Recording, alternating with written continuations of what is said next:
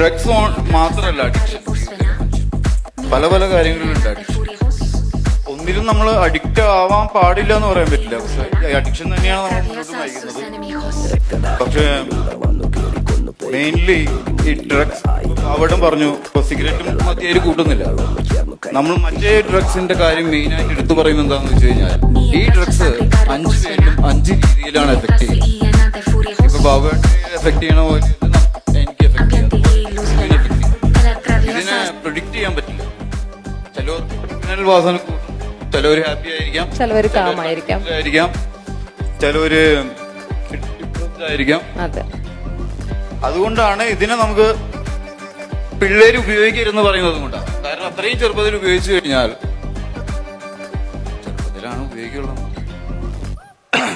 ഉപയോഗിച്ചു കഴിഞ്ഞാൽ അവര് പിന്നെ ജോലി ചെയ്തിട്ടുള്ള ഹൈന് വേണ്ടി നിൽക്കില്ല. അവര് വിചാരിക്കും ഈ ഹൈ മതി, ഇൻസ്റ്റന്റ് ആക്സസ്, ക്വിക്ക് ഹൈ.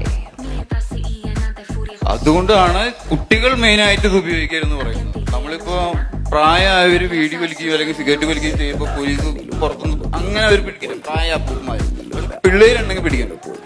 പക്ഷെ പിള്ളേരെ ട്രീറ്റ് ചെയ്യുന്ന രീതി കുറച്ച് ഡിഫറെന്റ് ആണ് നമ്മുടെ നാട്ടിലെ. ഉദാഹരണം പറയാം, ചെറിയ ഒരു പീഡിക്ക് ജോയിന്റ് പിടിക്കുന്ന ഒരു കൊച്ചിനെ ഭയങ്കര ഒരു ക്രൈം ചെയ്ത പോലെ ക്രിമിനൽ ആയിട്ടാണ് ട്രീറ്റ് ചെയ്യുന്നത്. അത് ചെയ്യാൻ പാടില്ല നമ്മൾ.